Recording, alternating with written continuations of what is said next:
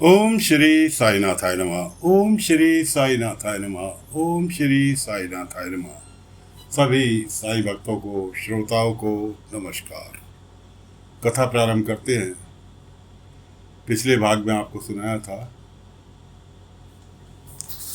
कि दोनों परिवार, दोनों माई खड़ी हैं। बाबा ने तो अपना फैसला डिक्लेयर कर दिया कि असली माँ है, लेकिन बाबा ने कहा देखो सामने कौन आ रहा है।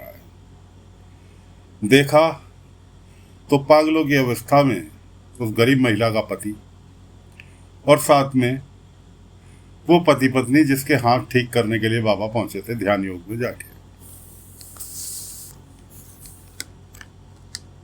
तीनों जने पहुंच गए द्वारका माई में। बाबा ने कहा जिस बंदे के हाथ खराब थे बाबा शिरडी बुला कर आए थे। बाबा ने कहा भाई अब तो सच बोल दे, अगर हाथ ठीक कराने हैं तो। कि हाँ साईं मैं बिल्कुल सच बोलूंगा। उसने बताया कि जो गरीब महिला थी, नाम था शीला, वो और उसका पति दोनों बहुत सुखमय जिंदगी बिता रहे थे। और जो दाई थी उससे इस बंदे का नाम था, जो जिसके हाथ खराब थे उस बंदे का नाम था ग्रीश। उससे इसका सांठगांठ थी। सांठगांठ क्या थी?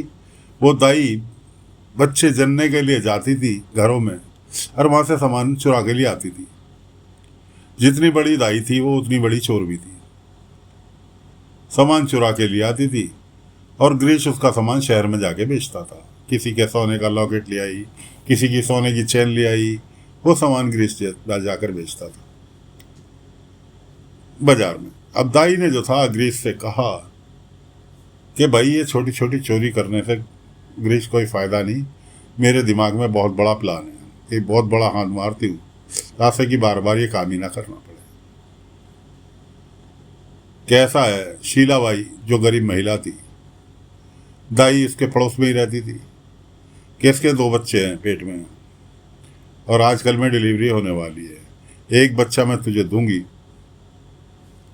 तो उसे ले जाके छुपा लियो, फिर शहर में जाके किसी अच्छे धनाढ़ परिवार को बेच देंगे। अब ये सब चीज़ें वो जिसके हाथ खराब है, बाबा से हाथ ठीक कराने के लिए अपने आया है, वो सुना रहा है कहानी है। तो उसने जो था शीलाबाई के, जो गरीब महिला इस वक्त है, उसके 2 बच्चों ने जन्म लिया। लेकिन बच्चे निकाल के कैसे लाएगी? उसके लिए शीलाबाई के पति को एक दिन के लिए वहां से घर से हटाना होगा, जो कि घर से वो कहीं जाता नहीं था। काम धंधा लेखा पढ़ी का काम जो था वो घर में ही बैठ के किया करता था, वो कहीं जाता नहीं था, कि उसे हटाना होगा। बच्चा होने की खुशी में वो मिठाई लेने के लिए गया और गिरीश बाबू ने उस पर हमला कर दिया। हमला ये नहीं किया था कि वो बेहोश हो जाए या मर जाए, उसे सिवाय कैद करने के इरादा था। उसने जो था हमला किया। हमले करने में पत्थर उसके सिर में मारा और वो बेहोश हो गया। बेहोश हो गया क्या, पागलों की स्थिति में आ गया। सिर में चोट लगने के कारण पागलों वाली अवस्था में पहुंच गया। गिरीश उसे मरा हुआ समझ के वापस अपने घर आया और उसने दाई माँ ने चुरा के बच्चा दिया, जिसे कि अपना गिरीश घर ले गया। शीलाबाई जो गरीब महिला है, जिसके पति को इसने मारा था गिरीश ने, इस वक्त पागलों की स्थिति में वो अपने घर ना आके जंगल की ओर निकल लिया। जब उसे होश आया तो उसे यही नहीं पता कि वो कौन है, कहाँ का है, याददाश्त भी चली गई। वो जंगल की ओर निकल लिया। खाना पीना उसका सब। उसी दिन बुलावा आया दूसरे परिवार का, जिसके पास दूसरा बच्चा है हमशक्ल, उसके भी बच्चा होना था। दाई माँ जो थी उनके यहाँ गई, इत्तेफाक से उनके यहाँ मरा हुआ बच्चा पैदा हुआ और माँ बेहोश थी, बच्चा मरा हुआ पैदा हुआ। पति ने पूछा क्या हुआ, लड़का लड़की? उसने कहा ना लड़का ना लड़की, बच्चा हुआ मरा हुआ पैदा। और पत्नी के पत्नी बेहोश है और ऐसा भी हो सकता है कि उसे बच्चे का आघात लगे, उसकी भी जान खतरे में आ जाए। दाई तो पहले से ही भूमिका रचे बैठे थी कि फिर क्या करें, कि मेरे पास एक सुझाव है एक के पास बच्चा है जो कि उसे मंदिर की सीढ़ियों पर रखा हुआ मिला, लड़का है, वो अपनी पत्नी को दे दो, कहो तो बुलाओ। उसने कहा हाँ बुला लो। बुलाया। उसने उससे पूछा कि भाई जैसा कि दाई माँ बता रही हैं कि बच्चा तुम्हें सीढ़ियों पर मंदिर की मिला, ने कहा हाँ जी, ये बच्चा देना चाहोगे? कि हाँ जी, लेकिन बदले में 1,000 रुपये लूंगा। ये गिरीश बाबू का थे जो बच्चा लेके आए, चोरी का बच्चा, जो कि उसके शीला के 2 बच्चे पैदा हुए थे, उसमें से एक बच्चा था ये।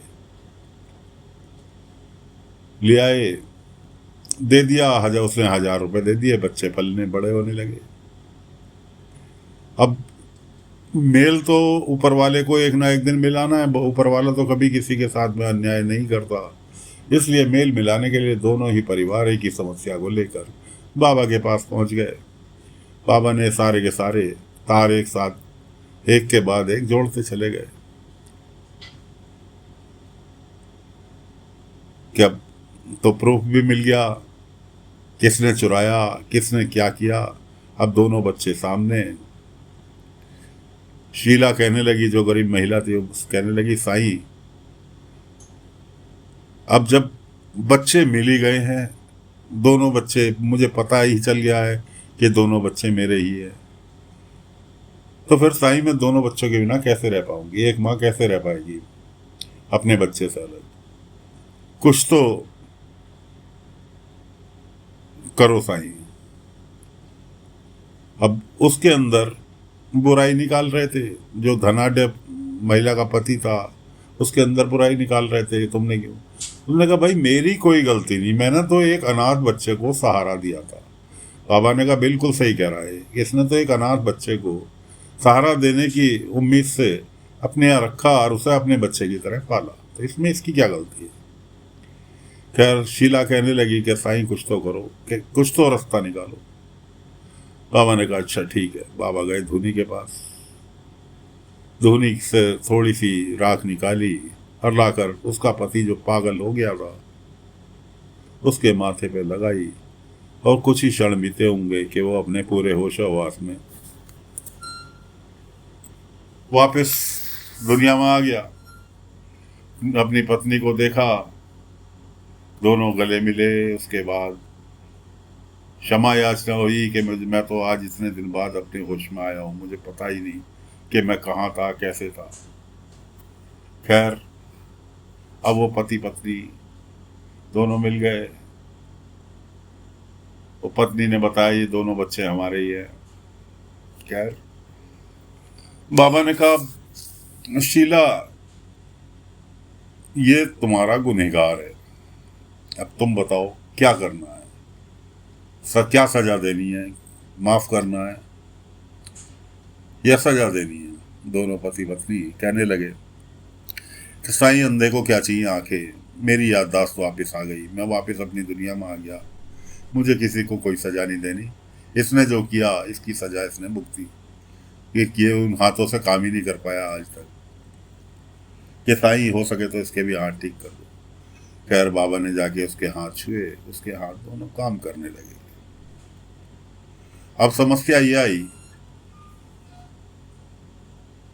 कि बच्चे दोनों ही लाड़ प्यार से पले, एक गरीबी में एक रईसी में।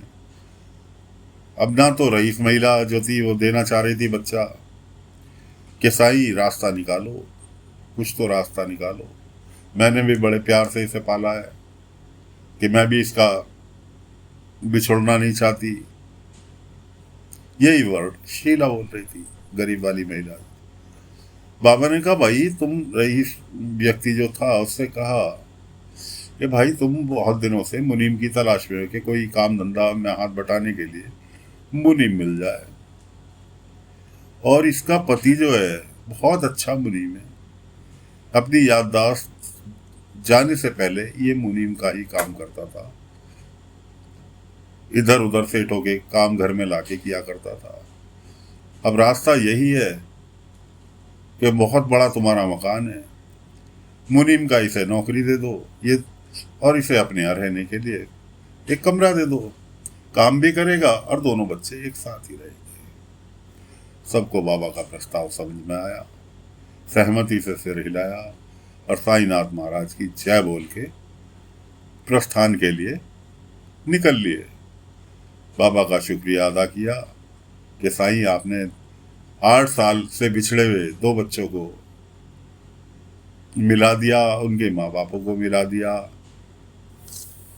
तो बाबा का शुक्रिया अदा करके हर कोई अपने अपने घर की ओर निकल लिया। अब चलते हैं संता पंता में जो नाटा वाला व्यक्ति था, संता जी। गांव में लड़की आई, 3 माता पिता, लड़की, उसके बाप को मिल में नौकरी मिल गई। अब मिल के जो फोरमैन था, मतलब सुपरवाइजर था, उससे जाके पंता जी ने कहा कि देख भाई, बात सुनी से नौकरी आज मिल रही है, कल को इसे नौकरी से निकाल दियो या परसों को फिर रख लियो जब ये मेरे साथ आया। ये ले पैसे, 1 रुपया उसे दिया। 1 रुपया तो बहुत बड़ी चीज़ थी। खैर जी, उसने वैसा ही किया। अपन संता जी जो थे पहुंच गए उसके घर पे दाल गलाने के लिए, पूरी की पूरी। कहने का मतलब है उसकी लड़की के चक्कर में कुलकर्णी का नौकर पागलों की तरह कुलकर्णी से भी 500 रुपये एडवांस लिए, किराए का एक अच्छा सा मकान लिया दिखावा करने के लिए, बुरी तरह पागल। और इत्तेफाक ये है कि उस लड़की के परिवार वाले भी, माता पिता भी संता जी के झांसे में आ गए। वो अपनी बेटी का हाथ देने के लिए उसके हाथ में तैयार, शादी करने के लिए तैयार हो चुके हैं। तब कुलकर्णी के आदमी संता जी की, जो कि कद में मुश्किल से 4 फीट का है, शक्ल देख लो तो डर जाए ऐसी शक्ल है, उसके साथ शादी करने के लिए तैयार। तो फिलहाल दोस्तों, कथा को यहीं विराम दे रहे हैं। अगली कथा लेकर फिर हाजिर होंगे। तब तक के लिए आज्ञा दीजिए। ओम साई राम, ओम साई राम।